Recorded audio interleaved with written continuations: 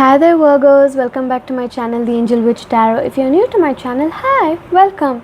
So this reading is for the week of 11th to the 17th of May 2026. Let's start off with the intuitive oracle cards and see what the spirits want you to know regarding your intuition this week.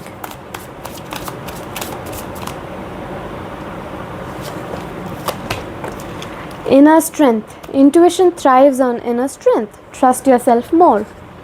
And soul connection. Connect deeply with your soul and discover your true self. Let's move on to the tarot and see how your week progresses.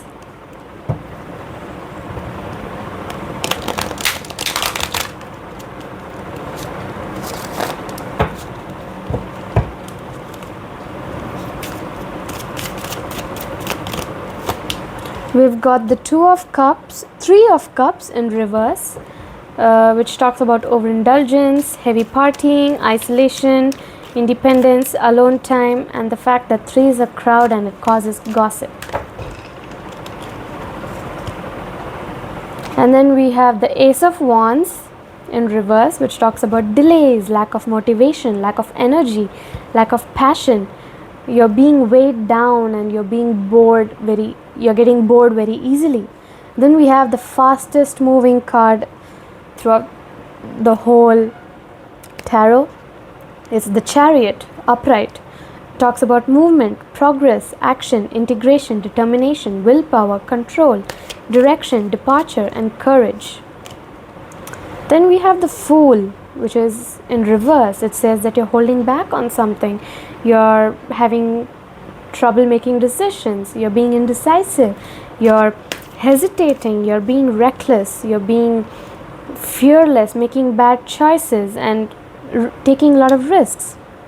And then we have the Death card in reverse, which basically says that you're resisting change at this point.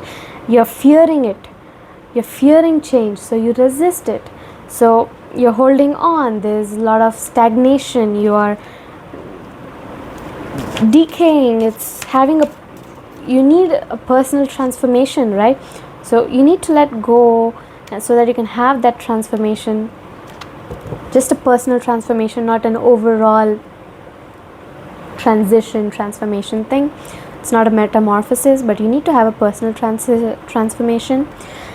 And then we have the Nine of Wands, which talks about inner resources. It's in reverse. The Nine of Wands is in reverse. So it's talking about your inner resources, your struggle, the fact that you're overwhelmed and on edge, you're defensive, you're paranoid, you are exhausted, fatigued, and you lack motivation. Again, it talks about lack of motivation. Alright? And then we have the Ten of Swords in reverse. It says things can't get any worse now. It's only moving upward. So you're going to be on the path of recovery, regeneration, and resisting an inevitable end. Again, you're fearing change so much that you're resisting it, and you're resisting an inevitable end of something, which is not a good sign, to be honest, because change is pervasive. It's all over all the time. And then we have the Hermit, upright, which is saying that you're searching your soul for something. You're seeking some sort of truth. You're introspecting, you're contemplating, you're using your wisdom from the years of experiences and everything that you've gone through. You are going back to being alone, independent. You're using your inner guidance, you're meditating and using your consciousness throughout the time. And then we have the Magician, which is talking about, which is upright, talks about action, creation, manifestation, power, self-confidence, clarity, willpower, skill, and creativity. Doorway. An opportunity is about to present itself that leads you to a new person. Charisma. Love flows to you. You radiate charisma and charm.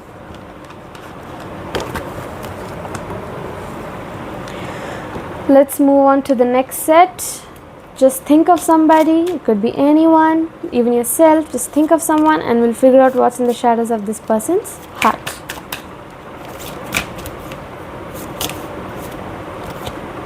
Tangled. This person is unable to free themselves from a sticky situation.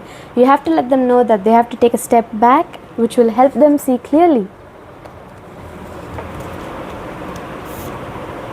Toxic. This person is probably in a destructive relationship, which is always manipulative and gaslighting. Might be good to get out of that relationship or advise them to get out of it, which is quite helpful. So next set, let's see what the spirit animals have for you guys this week. Playful raccoon, all about courage, problem solving and adventure. It says, reveal any secrets or deceit in your life. Naughty otter, all about positivity, imagination and playfulness. Enjoy the simple things in life. Next set,